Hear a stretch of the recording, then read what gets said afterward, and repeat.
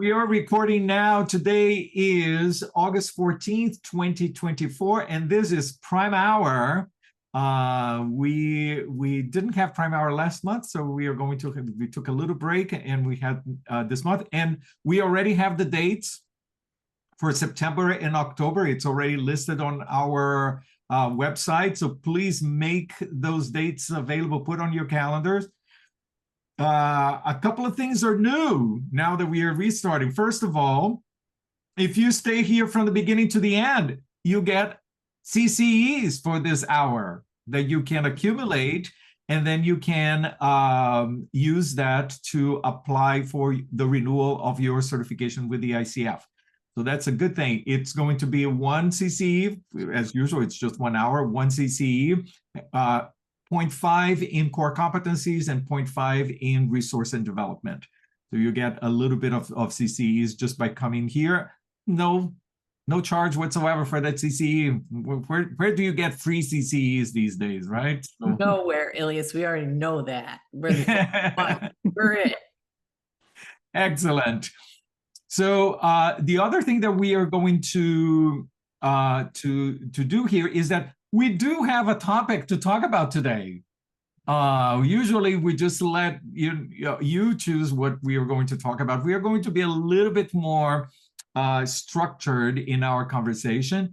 Today, if you probably noticed that I have been releasing several podcasts. We have the Prime Space podcast. I hope that you are benefiting from listening to these podcasts. I'm beginning to bring some of you as guests to the podcast. So maybe one day you are going to be a guest in the podcast. What we thought about was that perhaps pick up some of these topics of the podcasts and expand. What are your insights by listening to the podcast? If you have not listened to that particular episode, perhaps I'll give you a little bit of a summary, and we can generate additional insights here based on those topics. I am trying to bring to these episodes in the podcast really topics that are fundamental to our mindset as coaches, and topics that are current in the industry, so that we get up to date in what's happening in the industry as well as some insights from some of the listeners, from some students and mentees and clients that I have worked with as well. And Amy is always dropping in these podcasts and sharing her wisdom with us as well, so it's always fun. So let's jump in and talk about these podcasts. Vince mentioned about reflection, and this was not the podcast, not the episode I released this week, the one that I released last week. And the title of that podcast was Deeper Reflections. Vince, what was about that particular episode that you want to talk about here today? I just wanted to kind of hear more about it. I don't know, just listening to the podcast kind of intrigued me. I mean, I definitely, when I work with my clients, try to get them to reflect on what they've taken away, what they've learned at the end of each session. So just want to know what else was out there. Kind of what else did you mean as you did the podcast? Yes, thank you. Anyone, if you listen to that particular episode, what was your takeaway from the idea of deeper reflections?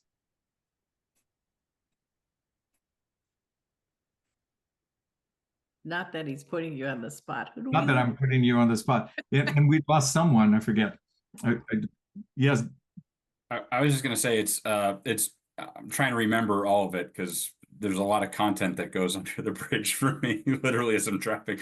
But I remember being very intrigued by that one as well with your guest, and you guys did a lot of like teasing of the concepts, a little bit of explanation. It sounded like there was incredible parallels between that practice and the practice of coaching, that they would dovetail nicely. So maybe a little bit more on those connections, Ilias, from what you know about it would be of interest too.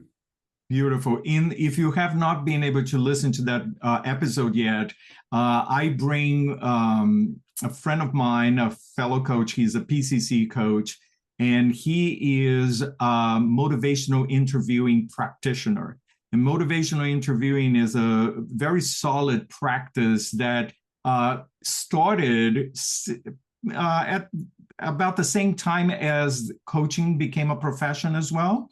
And motivational interviewing came primarily from the mental health industry and the mental health field, trying to support, at the time when it started, addiction, people with specific addiction. And Joe explains in the podcast that prior to motivational interviewing, the treatment of addiction was kind of coercive and very direct.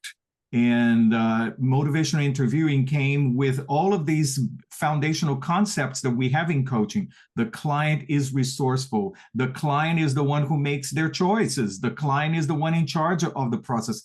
We are not there in living their lives, right?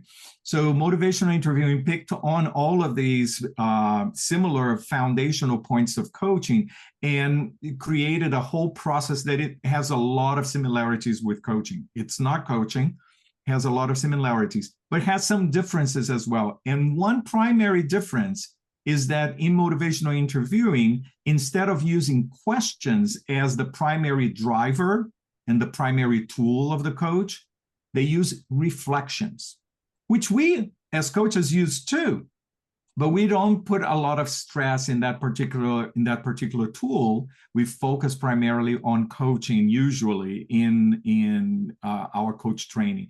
So I was sharing, and Joe was sharing, some of the techniques of reflection that we can incorporate in the coaching process, so that our reflections are deeper, more intentional, and not simply what I heard you say, blah, blah, blah. So that's the gist of the episode. What comes up for you? Or questions that might have? Yes, Gregory. Yeah, I mean, this sounds silly, but can you, in this context, define what you mean by reflection? Absolutely. So I feel like I should ask a question. Anyone has an example of a reflection that you would like to share here?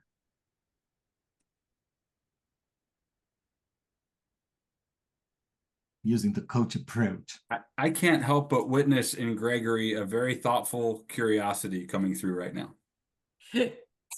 Beautiful. Yes, that is a reflection. What makes that a reflection, Joe? Well, it wasn't a question.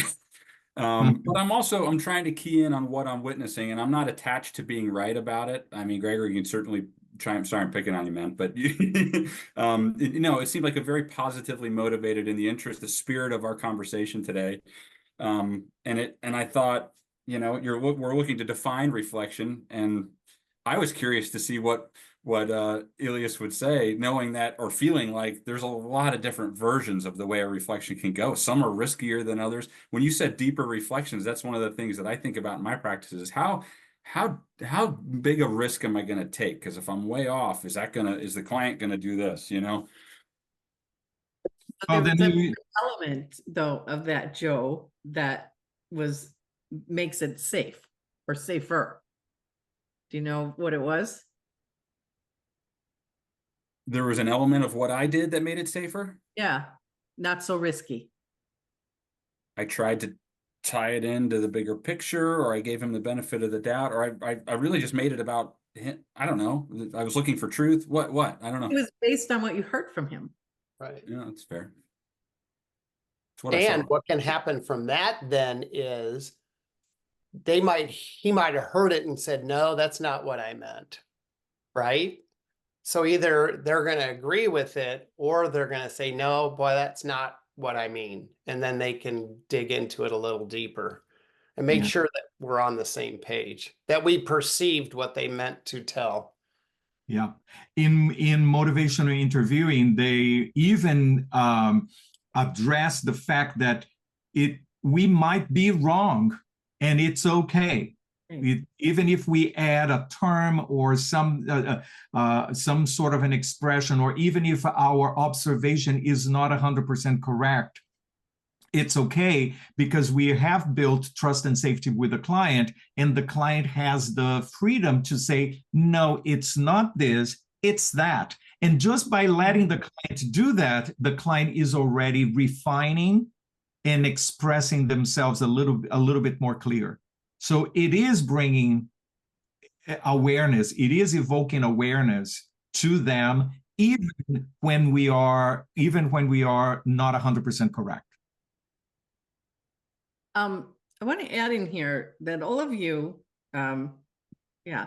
So of course, we're familiar with all the programs.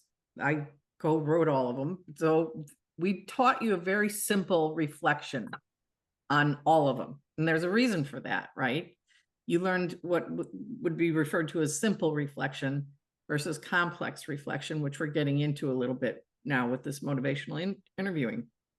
And we've always taught that more in a level 2, but the structure and the science behind motivational interviewing is what makes it really exciting for us to bring into our level 2 program, because you guys all learn the reflective listening, right? That kind of reflection. And most of you are probably stopping right there, which is okay, because that's what you do. And that's until you learn how to give those reflections in a natural way that flows well within the context of the coaching. But as we grow as coaches, we are ready to take more risks, Joe, to your point, right? And to give more complex reflection that pulls in, it wasn't exactly what Gregory said. It was what you were observing. It was an insight you had based on what you were hearing and observing with Gregory.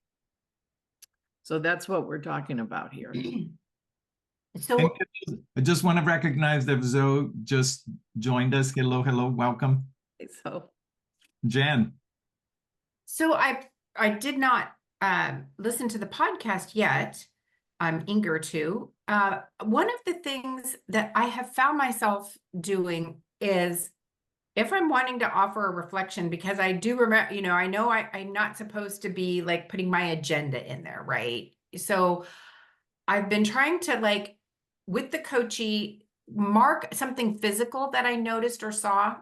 So sort of what Joe did, by the turning, find that where's the physical, or your chest lifted up, and then if I am trying to go a little bit deeper, where I'll look away a little bit and I'll say, I just have a wondering, is it okay if I share my, I wonder about something, and I could be wrong, but can I throw my wonder out there? And they'll be like, okay, I'm like, well, I'm just wondering if it means, or if what's underneath this is, and I try to just offer it like a little something that they could bat away or take if they wanted.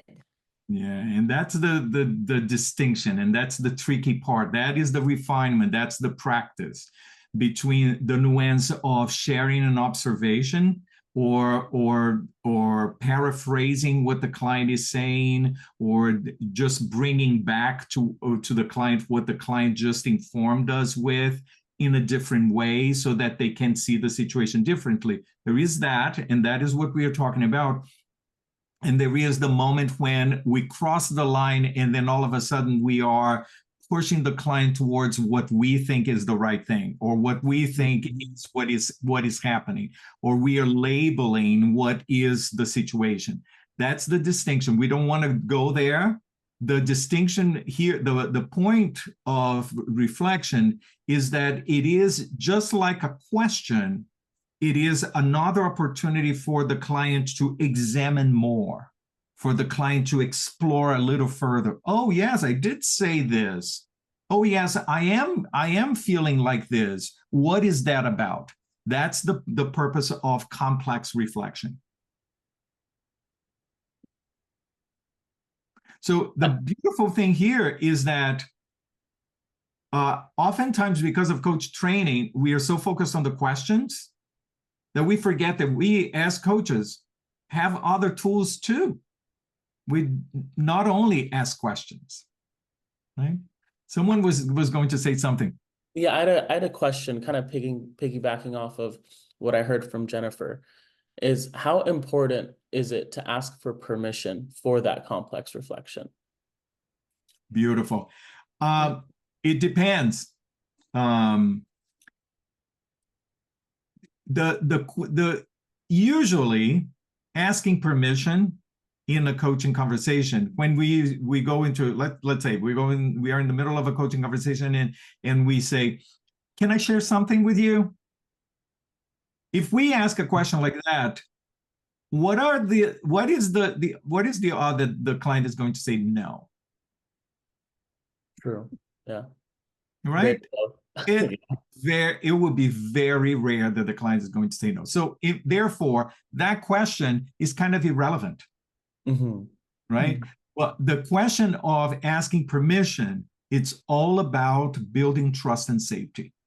Mm-hmm. If we have enough trust and safety with the client, we can naturally just matter of fact offer an observation, and it is in a safe space. The client understands that it's coming from a safe space, and I'm asking that little question, can I ask? It's just perfunctory. It's just, I'm doing this because I learned that, and it's not authentic. So, but it depends on the client, depends on the situation. There are moments that, asking permission is totally fine. It depends. I'm gonna give one instance where it is authentic, and that is if you're about to reflect something that might be hard for them to hear, Mm-hmm. right? Because I do let them know it's coming, if they want it. So, because you may hear something, and I'll give you an example. Somebody might come in all flustered and angry because their boss just gave them feedback that was just off the mark and terrible. And you say, what was that feedback? And they give you something totally benign that sounds very constructive, right? And so in that instance, it might, can I just give you, my perspective on that, what I just heard from you. It might be a little hard to hear right now, given how worked up you are, how angry you are about this, but blah, blah, blah, right? So it's to let them know I've got something that maybe you don't want to hear right now. Is that okay? Mm-hmm. And when they're mad, they might say no, no, I just want to be mad for a little while. It softens the blow a little bit, right? Yeah. It gives them a little cushion. Joe, you raised your hand.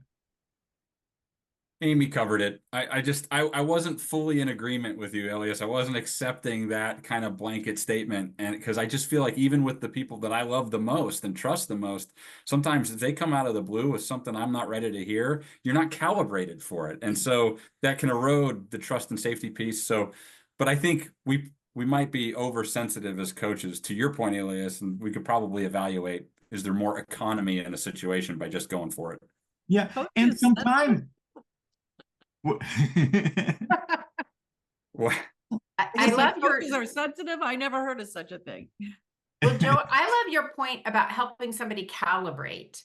Oh, always like I had a son who had an accident and he had cut his chin open, right, on a bike accident. And he came in and the last thing he wanted was me flying off the handle and doing my panic thing. So he came in like this and he's like, okay, I've got something to talk to you about and I need you to be okay with it. He was like 15, right? Yeah. And then it revealed and it was like, it was hideous. But that gave me a second to go, oh, he needs me to bring my best self to this situation. Okay. Yeah. So I think, I mean, I don't know. I don't know exactly. Because I take your point, but I do think like sometimes I need a cue to bring my best self. And that's why I say that it depends. What we need to be mindful of, not every reflection that we are going to make is a big reflection, is a big to-do, is a big topic, it's a big, challenge to the client. Some reflections are just simple reflections, and just the fact that we say, "Can I share something to you?" all of a sudden makes it a big deal. So there are moments that sharing a reflection just spontaneously, it's the best way to do it because it becomes matter of fact, and the client just keeps going. And if at every time we are going to make a reflection, we say, "Oh, can I share one more thing? Can I share with you?" Then it becomes like this repetitive tool that we are doing just because, but not really something that is organic and natural and authentic. And I think the other part, as I listen to you say that, I think the other thing is as you've developed a relationship with them in a coaching situation, you get to know them and they know that you're safe and you know what I mean? They trust what you say. Then there's, to your point, it's a perfunctory question. It doesn't need to be asked because they trust you and they know that you have their best interest in mind. But like Amy said, it was something that you observed and you need to make them aware of it because sometimes when they're in the heat of the moment, the last thing they realize is how they're reacting to something. The bottom line here is that everything that we do in coaching, the idea is to be intentional about our decision, right? Whatever we do, and not simply do it because we learn in coach training. Oh, we learn in coach training that in order to do a reflection, we need to ask permission. Then every time we're asking permission, well, sometimes there is no need to ask a permission. That's okay to just say, just give a reflection, right? So it's important for us to make a decision in the moment based on our presence, based on our listening, based on the level of trust and safety that we are building with the client, based on the relationship, the authentic relationship that we have with the client. Authenticity, right, is 100%. Yeah, Yeah. and I want to add, Elias, that makes me exhale because I understand the textbook, I understand the sensitivity, but sometimes it's just annoying when you're going over and over, like, it's just not my character, neither as a coach or a coachee. So I get it. As a coach, I've got my acumen nailed down, but when I read my client, there's the trust and safety, and then there's just also their character, right? Some people just they don't. I think it was Joe that used the word economy. So I just wanted to say thank you for letting me exhale. Excellent. Very good. Yeah, use your listening, use your intuition, use your presence in the moment, and then have this organic relationship with your client. And that will tell you when to ask permission, when not to ask permission. Like, let's look at motivational interviewing again, right? They use reflection as their primary tool. Most of the time when a motivational interviewing practitioner is relating to their client, they are reflecting. Imagine if they were going to ask permission every time. Yeah. It doesn't work. Elias, could you describe what the context of why they use the term interviewing? Because that just sounds like that lends itself to questions. Yes. What are they trying to, is this like a process that someone goes through in some kind of first client meeting, first coaching session? I'm curious the context for interviewing. So it's not coaching at all. It's a process that is called motivational interviewing. And this is the way that that practitioner uses. That's the technique that the practitioner uses throughout the whole process with that particular client. The term motivational interviewing comes from this exchange, this conversation that you're having with the client. And it's all focused on bringing out of the client their own motivation so that they are motivated to act upon their particular situation. And motivational interviewing is focused a lot in change, in supporting that particular person change behavior. So it's instead of coming externally from the practitioner's point of view and practices and tips and ways to handle that particular situation, is a process of digging from the client their own motivation to go and create that change for themselves. Zoe. Thank you. Yeah, I think it is definitely style. Like, I do ask for permission to give my perspective, and that is just because it's rare for me. Like, that I am the kind of coach where I want to make sure I've explored every question that I can, like what is underneath this? And I have to ask myself, why am I offering my perspective? Like, or why am I trying to get that person to understand something that I think they should understand? Is there an urgency in me wanting to fix and come to like an outcome? So I'm just saying, for me, it's rare. So I do ask permission. And it's when I ask permission, I just say, are you open? Are you open to my perspective? Are you open to a thought? Are you open to trying something? Even if they can't really say no, or they won't, I still do it. But Yeah. thanks. Yeah. And so there is, thank you for, oh, go ahead, Amy.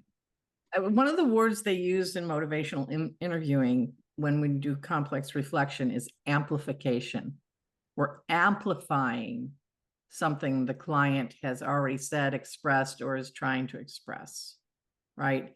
Which is different than I'm trying to fix it or I'm going to insert myself here. It's an amplification of their own thoughts or insights or discoveries or confusion, whatever it is, right? Does that, and I'm glad you brought that up, Zoe, because it kind of makes that distinction. Because the distinction would be if we were inserting ourselves, that's different. That's shared information, right? Versus an amplification of what the client's already presenting. Yeah. Reflection here is not the moment to tell. That is not what we are talking about here. Reflection is simply putting a magnifying glass on what the client has said. It's not about my point of view or what I want the client to understand. That is not coaching. We don't go there, right? That's not the purpose of coaching. Reflection is simply noticing what the client is saying and bringing this back to them, not simply parroting what they said, what I heard you say, blah, blah, blah, but it's really noticing. It seems that I sense some frustration on you right now. Or as Joe did earlier today in the conversation here, is simply rephrasing what the client said and bringing this back to the client so that the client continues their exploration. If it is something that we want, that there is fixing, that there is, we want to bring the client to go into a certain direction, that's not coaching. That's something completely different, right? And there is a distinction between reflection, sharing information, and telling. Reflection and sharing information is part of coaching. Telling is not. What is the distinction for you between reflection, sharing information, and telling? Anyone would like to try that?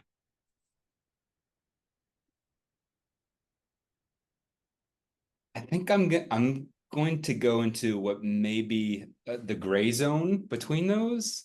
Mm-hmm. And I'm thinking about situations where I've been in where there's the reflection and me as a coach based on the relationship thinking as if there's more there. And sometimes, and I'm putting this out there to get reactions and thoughts of saying something such as, I wonder if da da da da da.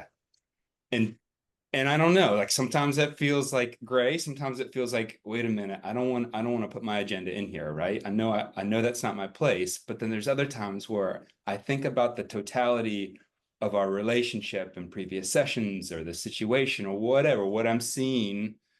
And sometimes I think, boy, it seems like there's more here, and they're not getting there. But I wonder, I wonder if. Go ahead.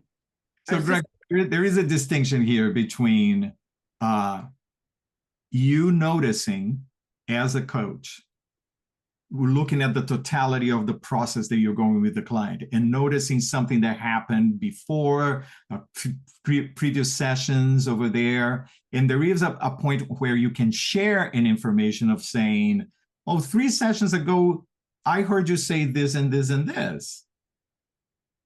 Right? It's a statement. It's sharing a piece of information that is available.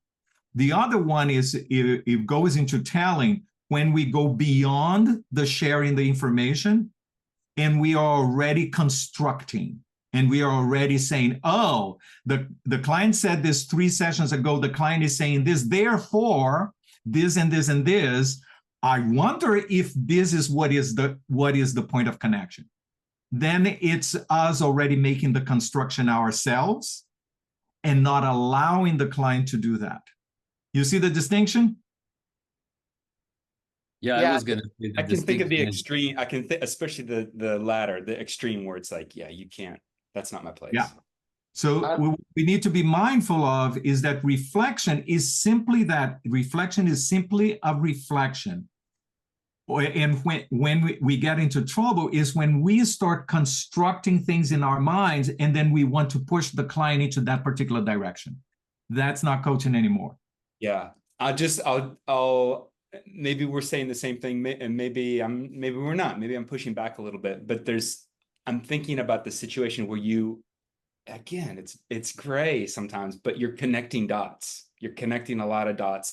But I need to be careful with that. I tend to think in systems and I like creating order. So I know that's something I have to watch out for as a coach. But all of us, we need to be mindful of. There is not a problem in noticing dot number 1, noticing dot number 2, and then bringing those dots to the client. There is this, and then there is this that you said three sessions ago. What is the connection? Let them make the connection, right? Instead of us. And they're constructing it then, because I thought the same thing as Gregory was speaking. It's like, it's instead of us connecting the dots, because we might be able to see it, maybe. Yeah. We're hearing it, but letting them put it together, even if it's many more questions to get there. 100%.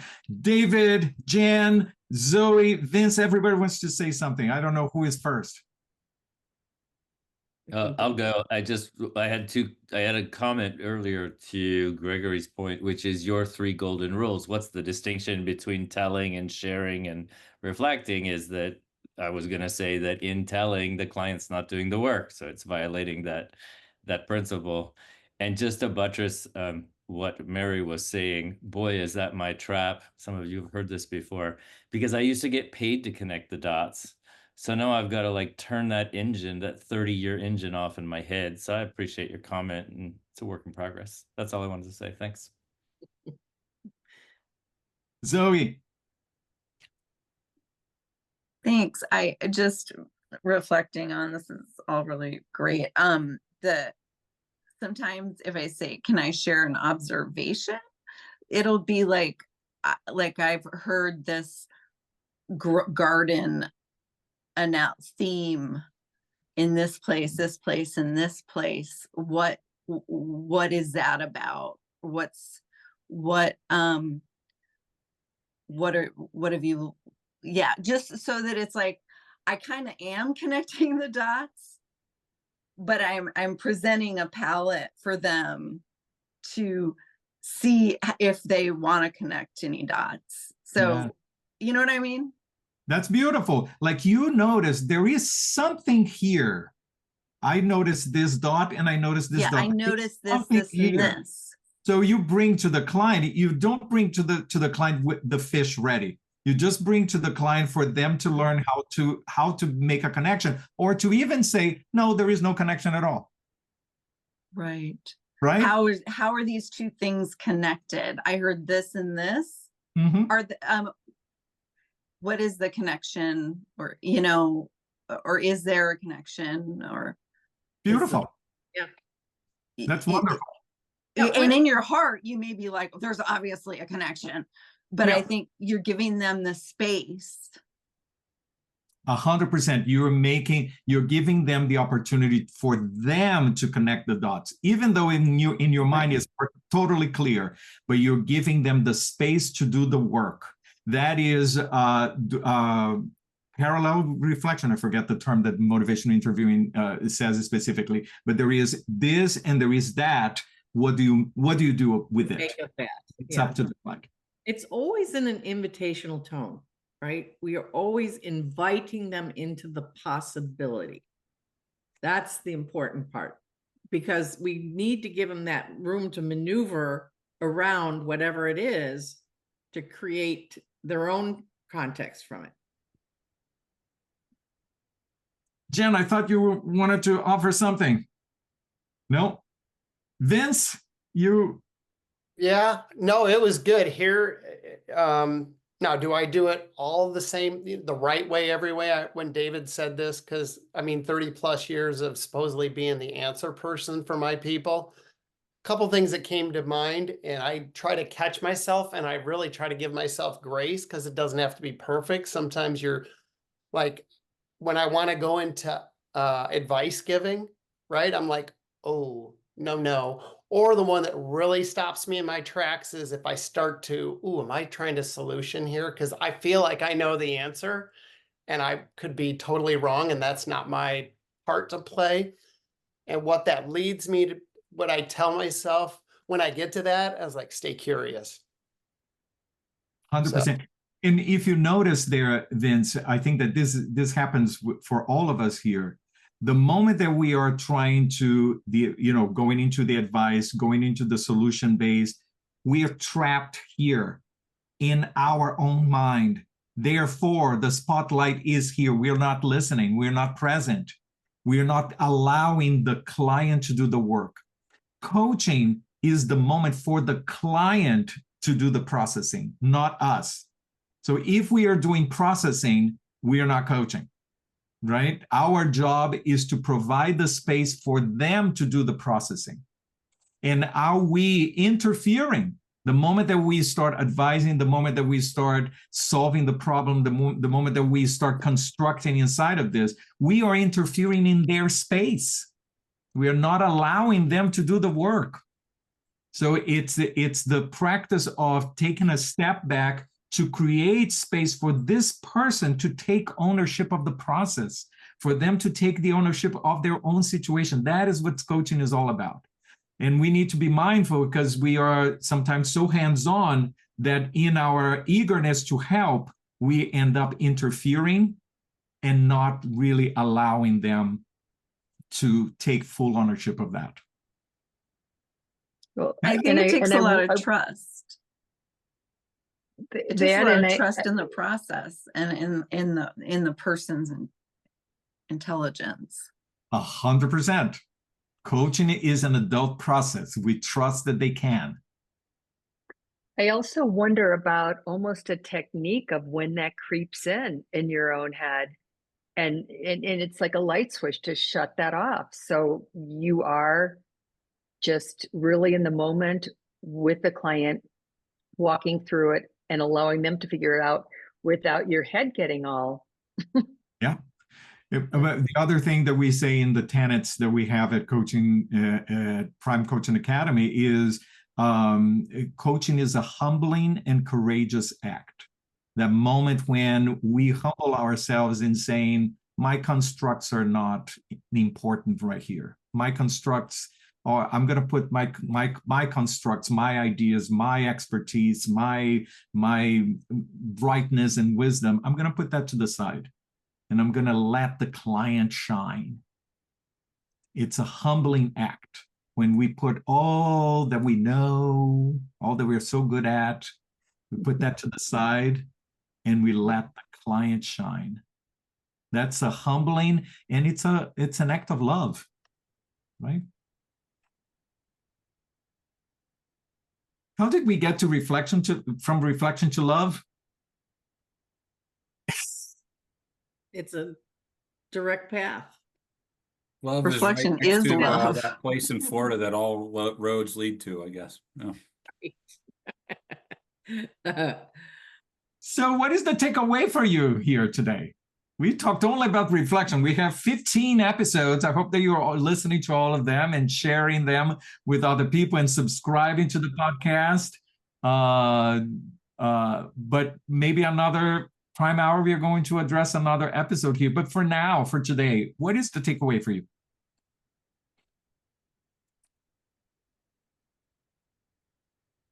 Just a reminder that the client does the work. Can't say it enough, just to continue to keep that in mind. Because my intentions are right.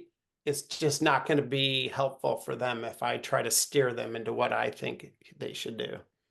100%. My takeaway is this is a rewrite. Wherever program somebody may have come from, does a really good job of getting the core basics down, right? And I've had those in my head, and then Amy can testify that I've been like challenging it, saying, but. So today's a rewrite for me. I still have the core understanding of asking and, understanding what reflections are, but this is like, I guess, the advanced course where now I'm getting to, let me just leave it at that. I think you've understood me. This is a rewrite for me, and it's an exciting rewrite because I feel like I have a sharper tool or an extra tool now. Beautiful. And that is the reason why this module of reflection is in our level 2 program, because it is a refined skill. And I would encourage you, regardless if you're preparing for your ACC or PCC or MCC, wherever you are in your journey, play with it a little bit, experiment. Because reflection is a skill. It's a muscle to build. There are a lot of confusion. Am I doing a reflection? Am I sharing information? Am I telling? Am I crossing the line? You play with that a little bit and keep that in mind. Regardless of what you do, if it's a comment, a reflection, a sharing information, asking a question, or if you remain silent, whatever you do in coaching needs to be intentional and needs to be creating the space for the client, not for me to interfere. What else? What other insights are we getting from this conversation? Curiosity. Someone said curiosity, like always remembering open curiosity when I start to have an idea of a fixed outcome, being open to something bigger. Wonderful. Something, I think this is just like the overarching theme from what I'm noticing from this conversation is the reflection of self piece that is huge, that falls into how much better you can reflect to serve your client. So the more you're reflecting on yourself and where is this coming from? Do I have expectations? Do I want an outcome out of this? Detaching yourself from those expectations and stuff, and then reflecting is serving at a higher purpose. So it's like, how can we keep doing this dance with ourselves internally to serve better? So thank you for all this. I'm reflecting on the strange way in which the world works. Yesterday, a client showed up and her topic came out of a podcast. She started with, I listened to this podcast and it was about trash talk. And I had listened to that podcast, Adam Grant, great podcast. Anyway, so it turned into the topic of, I don't have enough tough feedback in my life. I work for myself. One of my partners, he's just everything sunshine and roses. And some of the reflecting that we both did was a little trash talky as a result of that in the session, just kind of following that lead and where she was going. So there's trust and safety there with that client, but it's weird. It's mysterious how the world works that we're talking about yet another podcast here. The distinction for reflect, share, and tell was really important for me today, and I appreciate it. And also just the leaning into the gray areas, trying to make a little bit of distinction. Gregory, you talking about the gray areas really helped too. So it's just always a great discussion here. Excellent. Anyone else wants to share before we go? For me, let the client make the connections, that's powerful. And I'm still mulling over my role as a coach to what do you bring in without being manipulative or having an agenda, but the client is in the moment and they're very present. And sometimes we as coaches, it can be very helpful for us to be thinking about the big picture and what was said in session 3 and da da da. So just thinking about those two things. 100%. That's beautiful. Thank you, everyone. We will be here back in September. I forget what day it is. It's listed on our website.